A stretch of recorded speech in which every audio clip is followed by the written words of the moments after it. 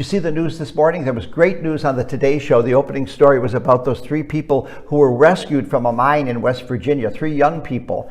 And you saw pictures of the miners, and when miners go into the mine because it's so dark, they oftentimes have a lamp or a light on the top of their head, on their cap or on their helmet that they're wearing.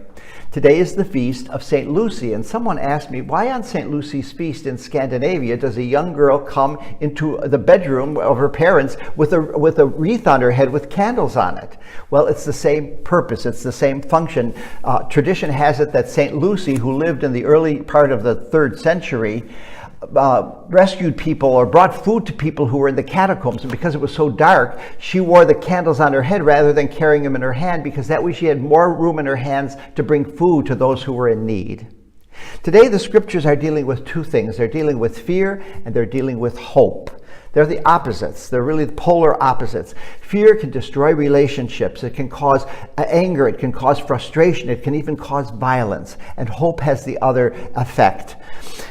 Fear can really drive people away from one another. It can drive us into ourselves. Hope can bring us together. It's hope that's offered to us in the first reading from the prophet Isaiah, who says, I am the Lord your God who grasps your right hand. If someone takes our hand when we're in a difficult situation, we feel better about it already. The words of the scripture today are promising us that no matter what we go through in life, we are never alone. God is always with us, and so we don't need to be afraid.